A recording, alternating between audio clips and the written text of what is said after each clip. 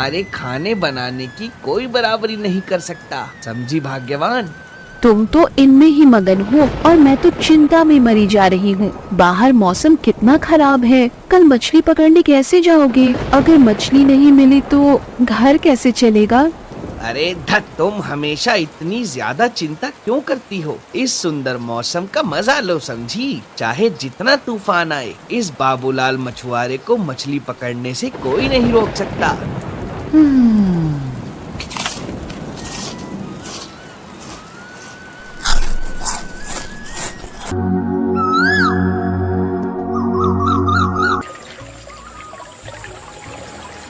नदी के बीच जाकर जाल बिछाकर मछली फंसाने का इंतजार करने लगा। कुछ देर बाद अचानक बाबूलाल ने एक प्यारे छोटे बच्चे को देखा।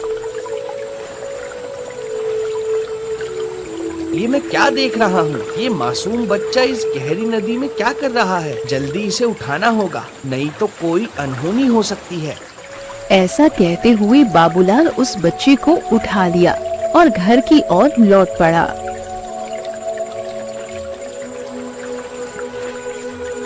अरे ये क्या, मछली पकड़कर नहीं लाए? और ये किसके बच्चे को ले आए हो?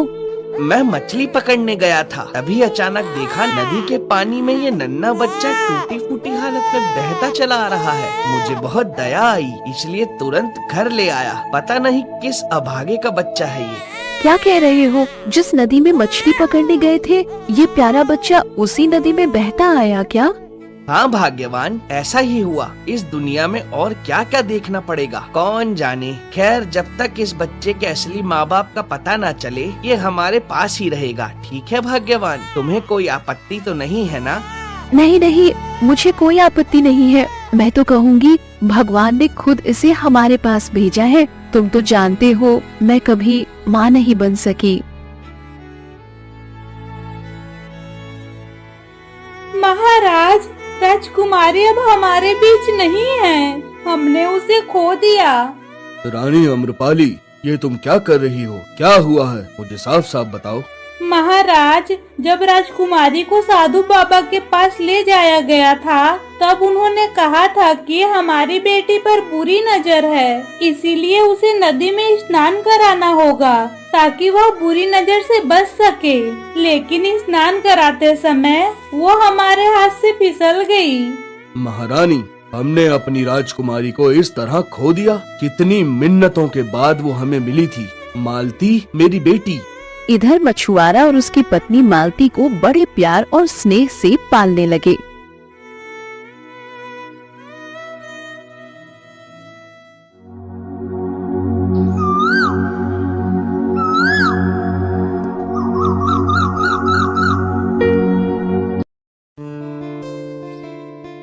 ये क्या हो रहा है? क्या मैं अपनी आंखों से गलत देख रही हूँ या सूरज कहीं और से उग रहा है? जो लोग मुझे देख तक नहीं पाते थे, वो अचानक मेरे घर चले आए। हम तुझे देखने नहीं आए हैं, तेरी गोद में जो बच्चा है उसे देखने आए हैं। इसका मतलब लोग जो कहते थे वो सच है। कहाँ से उठा लाई ये बच्चा?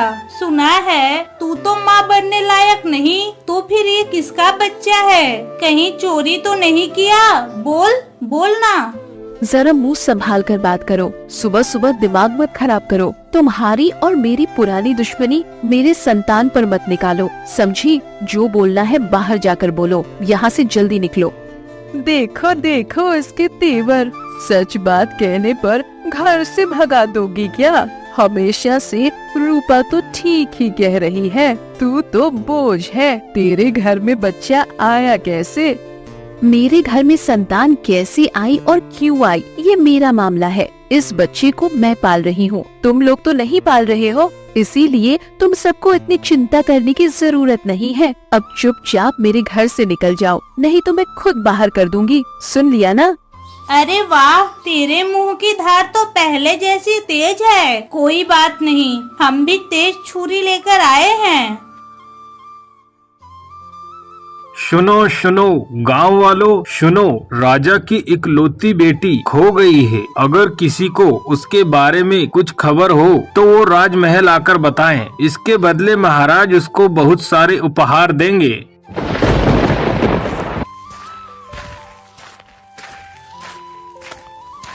अरे ये तुम हाफ क्यों रहे हो, क्या हुआ? भाग्यवान, सर्वनाश हो गया। हमारे घर में जो बच्चा है वो कोई और नहीं, हमारे महाराज की प्यारी राजकुमारी है। हमें उसे वापस करना होगा, नहीं तो हमें बहुत बड़ी सजा मिलेगी। भाग्यवान, जल्दी करो, चलो उसे लौटा दे। ये क्या कह रहे हो? इस बांझ औरत के घर भगवान ने एक संतान भेजी और अब उसे भी लौटाना होगा? नहीं, ऐसा मत कहो, उसे मेरे पास ही रहने दो। वो मेरी प्यारी संतान है, मैं उसे नहीं दूंगी। कृपया करके मुझे उसे लौटाने के लिए मत कहो, दया करो। लेकिन भाग्यवान, समझने की कोशिश करो। अगर हमने ये बच्चा नहीं लौटाया और पकड़े गए तो हमें सजा हो जाएगी। भाग्यवान, नहीं, इसमें समझने जैसा कुछ नहीं है। सजा हो तो हो जाए, मैं इस बच्ची को अपने आंचल में छुपा कर रखूंगी। अपनी बच्ची को किसी को नहीं दूंगी।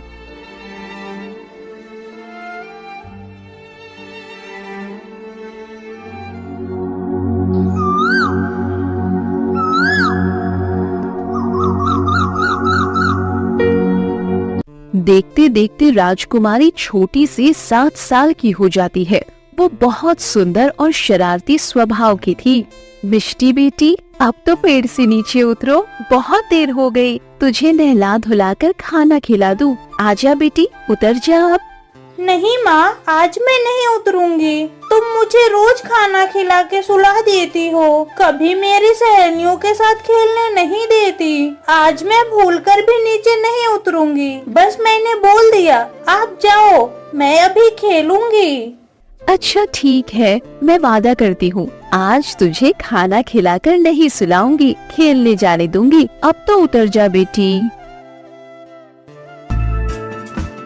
ले बेटी, जल्दी खा ले, सभी खाना ठंडा हो रहा है। ओहो माँ, आज भी वही चावल और सब्जी, ये सब मुझे अच्छा नहीं लगता है माँ। बेटी, तू तो जानती है ना कि हम कितने गरीब हैं। तेरे बाबा मछली पकड़कर जैसे तैसे घर चलाते हैं, इससे बेहतर खाना हम दे भी नहीं सकते बेटी। फिर भी कल तेरे बाबा से कहूँगी कि कुछ अच्छा लेकर आए। तुम तो रोज ऐसा ही कहती हो, लेकिन मैं कह रही हूँ, कल मैं मसालेदार मटन ही खाऊंगी, बता देती हूँ। खाना खाने के बाद मिष्टी अपने सहेलियों के साथ खेलने चली जाती है। ओ राजू, आज हम क्या खेलेंगे? आज हम छुपन छुपाई खेलेंगे। हाँ, तुमने अच्छा खेल बताया। चलो तय करें कौन चोर बनेगा। आज तुम सब छुपो, मैं तुम्हें ढूंढूंगी। मैं उस तालाब के किनारे वाले पेड़ के नीचे छुप रही हूँ, ठीक है? तालाब के किनारे एक रानी बैठी रो रही थी। आप तालाब के किनारे बैठकर क्यों रो रही हैं? क्या हुआ आपको? बेटी, मैं इस राज्य की महारानी अम्रपाली हूँ, लेकिन अंदर से मैं बिल्कुल खाली हो गई हूँ। मैंने अपनी ही संतान को इस नदी में खो दिया है। अरे रानी माँ, आपको कितना दुख है। आपकी बातें सुनकर मुझे बहुत दुख हुआ। आप मत रोइए, भगवान आपके बच्चे को जरूर वापस लौटाएंगे। देखिएगा, आपकी बेटी जहाँ भी होगी बहुत अच्छी होगी। अगर मेरी बेटी मेरे पास होती तो वो भी तुम्हारे जैसी बड़ी होती। तुम्हें देखकर मेरे दिल को थोड़ी शांति मिली। अब से तुम रोज दोपहर में मुझसे मिलने आना बेटी। ठीक है रानी माँ, अब से मैं रोज दोपहर में आपसे मिलने आऊंगी। बेटी, तुझे तो आजकल घर में देख ही नहीं पाता, कहाँ रहती है सारा दिन? तुम्हारी बेटी तो अब मेरी कोई बात नहीं सुनती, बस घूमती रहती है। दोपहर को खाना खाकर न जाने कहाँ चली जाती है। बाबा, माँ की बात नहीं सुनो, मैं कहीं नहीं घूमती हूँ। बताऊँ ना बाबा, कुछ दिन पहले मैं तालाब के किनारे खेलने गई थी। वहाँ रानी माँ से मेरी मुलाकात हुई। अब मैं रोज उनसे मिलने जाती हूँ। उनकी बेटी बचपन में खो गई थी, इसीलिए वो बहुत दुखी हैं। बाबा, हमारी रानी माँ बहुत अच्छी इंसान है, सच में बहुत ही अच्छी। हे भाग्यवान, मुझे क्यों सुनना पड़ रहा है? मिष्टी की माँ, आज के बाद से तू कभी भी उस तालाब के किनारे रानी से मिलने नहीं जाएगी। वो बड़े लोग हैं, उनके विचार अलग होते हैं। हमारे जैसे गरीब लोगों का उनसे मेल जोल ठीक नहीं। मैं जो कह रहा हूँ समझी तू? लेकिन बाबा, रानी माँ बहुत अच्छी हैं। पक्का एक दिन मैं आपको भी उनसे मिलाऊंगी, तब आपको भी समझ में आएगा बाबा। तेरे बाबा ने जो कहा वो तेरे कान में नहीं गया क्या? फिर भी मुँह चलाकर जवाब दे रही है। आज के बाद तेरा घर से बाहर निकलना बंद, समझी?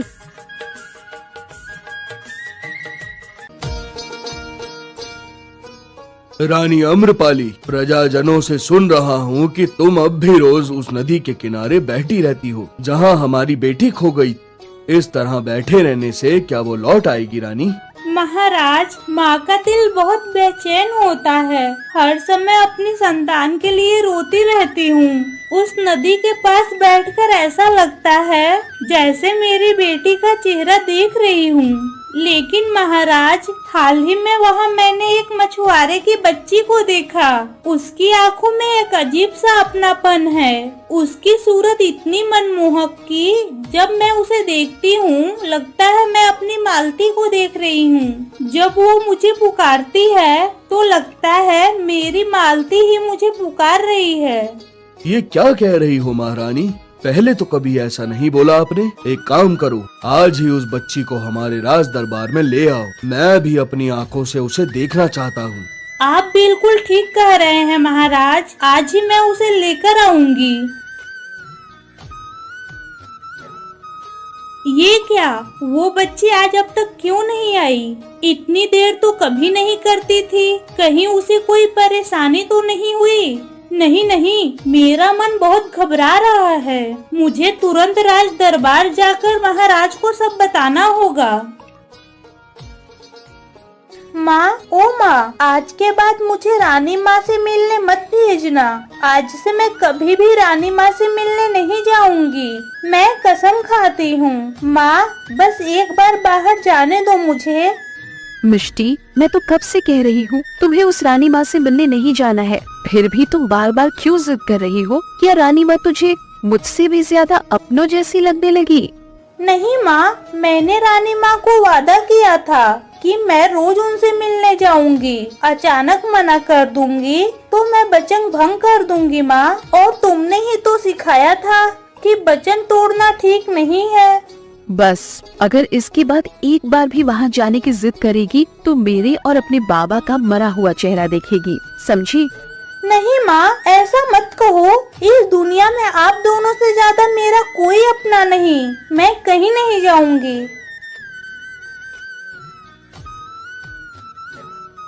महारानी, आप इतनी जल्दी लौट आई, लेकिन वो लड़की आपके साथ नहीं है क्या? महाराज, मैंने नदी के किनारे बहुत देर तक इंतजार किया, लेकिन आज वो बच्ची नहीं आई। मेरे मन में बहुत बेचैनी हो रही है। डर लग रहा है कि कहीं उसे कोई अनहोनी तो नहीं हो गई। महाराज, आप उसकी खबर लेने तुरंत सिपाही को भेजिए। मैं अपनी बेटी जैसी उस बच्ची को भी नहीं खो सकती। महारानी, आप चिंता मत करो, मैं अभी सिपाही भेज रहा हूँ। सब ठीक हो जाएगा। अरे तुम ही मछुआरे बाबूलाल हो? तुम्हारी इकलौती बेटी मिष्टी ही है ना? जल्दी बताओ। हाँ, मैं ही बाबूलाल हूँ और मेरी बेटी ही मिष्टी है। क्यों, क्या हुआ सरकार? तुम्हारी बेटी अचानक आज रानी माँ से मिलने क्यों नहीं गई? क्या कोई परेशानी है? अगर कुछ हुआ है तो हमें बताओ। नहीं, कोई खास परेशानी नहीं, बस उसे बुखार हो गया है, इसीलिए उसे आज बाहर नहीं जाने दिया, अपनी मर्जी से रोका है। सरकार, रानी माँ को कहिए चिंता करने की कोई जरूरत नहीं है। मेरी बेटी बिल्कुल ठीक है, कोई खास बात नहीं। ठीक है, जब तुम्हारी बेटी ठीक हो जाए उसे रानी माँ के पास ले जाना। ये रानी माँ का आदेश है। महाराज, मछुआरे की बेटी को बुखार हो गया है, पर मेरे दिल में अजीब सी पीड़ा हो रही है। पता नहीं क्यों उस बच्ची के लिए मुझे इतनी चिंता हो रही है। क्यों इतनी पीड़ा? उसे एक दिन नहीं देखी, लगता है मानो कई दिन से उसे देखा ही नहीं। ऐसा करिए महारानी, कल आप खुद मछुआरे के घर जाकर बच्ची को देखाओ, आपको भी अच्छा लगेगा। हाँ महाराज, आप बिल्कुल सही सलाह दे रहे हैं। मैं कल सुबह ही जाऊंगी।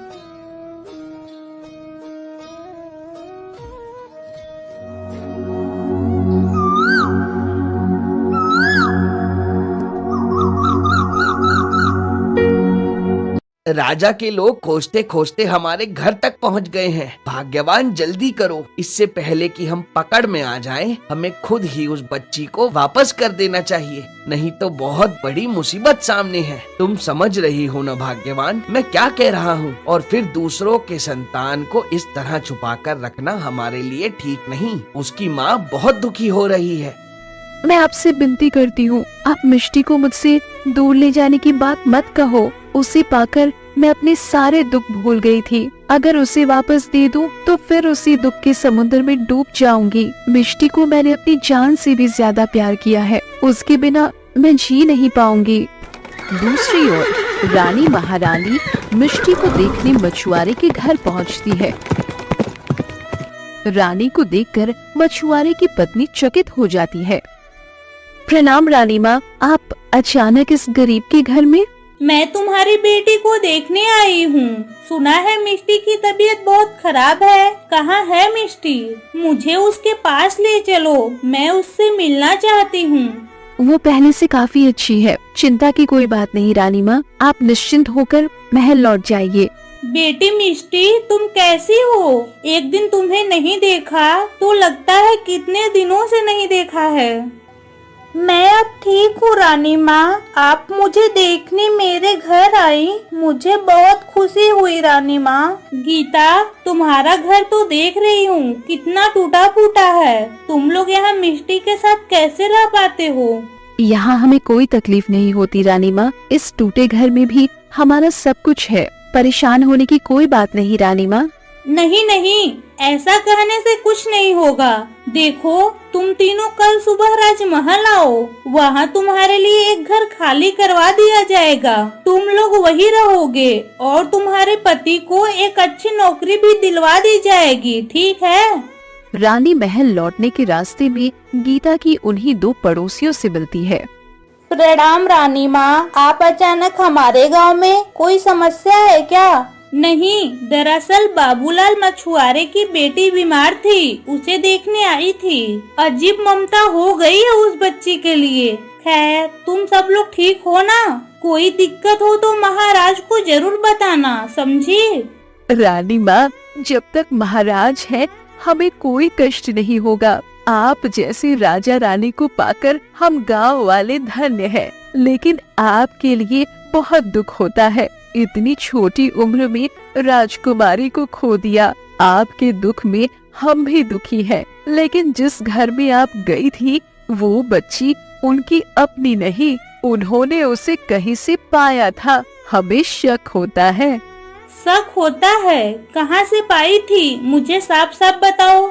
वो मछुआरा कई साल पहले नदी में मछली पकड़ते हुए इस बच्ची को पाया था।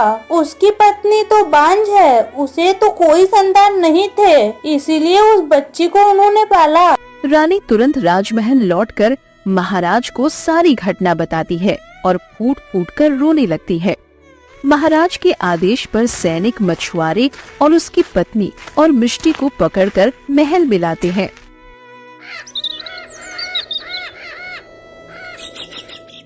बेटी मालती, तू मिष्टी नहीं, तू मेरी खोई हुई राजकुमारी है। जिनके साथ तू खड़ी है वो अपराधी हैं। उन्होंने तुझे इतने साल हमसे छुपा कर रखा। आ मेरी बच्ची, आ मेरी गोद में, आजा। लालची मछुआरे, तुझे तो मैं कठोर सजा दूंगा। इतने साल तक दूसरों की बेटी को अपना बताकर रखा। बेटी मालती, आ मेरी बच्ची, हमारे पास आ। नहीं नहीं, मैं आपकी बात पर विश्वास नहीं करती। मैं अपने माँ बाबा से बहुत प्यार करती हूँ। मैंने देखा है उन्होंने मुझे कितनी मुसीबतों से पाला है। मैं आपकी बेटी नहीं हूँ, मैं आपके पास नहीं आऊंगी। हाँ बेटी मिष्टी, तू हमें इतना प्यार करती है, लेकिन हम तेरे प्यार के लायक नहीं है। महाराज और महारानी सच कह रहे हैं, वो तेरे असली माता पिता है। हम तो कुछ नहीं, हम तो एक अपराधी है। मैंने सिर्फ ममता की लालच में ऐसा किया। मुझे माफ कर देना बेटी। सैनिक, इन दोनों को जेल में डाल दो। महाराज के आदेश पर मछुआरे और उसकी पत्नी को जेल में डाल दिया गया। दूसरी ओर राजा और रानी को उनकी खोई हुई बेटी मिलने की खुशी होती है।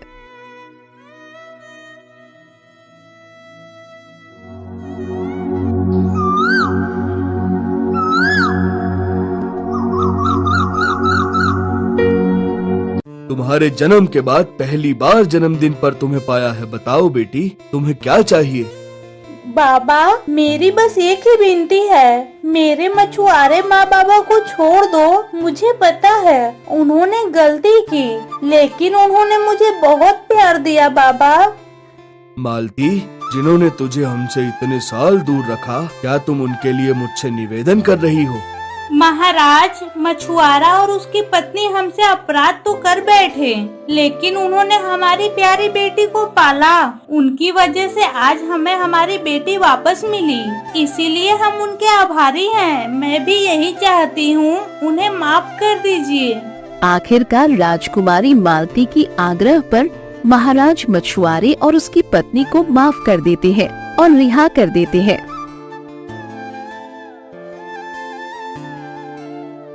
रानी माँ, मुझ जैसी अपराधिन आपके सामने मुंह दिखाने के लायक नहीं, फिर भी आपसे कहती हूँ, मुझे माफ कर दीजिए। मैं लोभी थी, माँ बनने के लोभ में ये कर बैठी। मैं वादा करती हूँ इस गांव से दूर चली जाऊंगी, कभी मालती के साए तक नहीं पड़ने दूंगी। माफी मांगने की जरूरत नहीं, तुमने जो गलती की उसकी सजा मिल गई, लेकिन तुमने हमारी बेटी को माँ बनकर पाला और माँ की ममता कभी गलत नहीं होती। तुम लोग अब हमारे साथ ही महल में रहोगे। हम सबने तुम्हें माफ कर दिया। यह कहानी पसंद आई हो तो और नई अधिक कहानियों के लिए इस वीडियो को लाइक करें, शेयर करें और हमारे चैनल को सब्सक्राइब करें।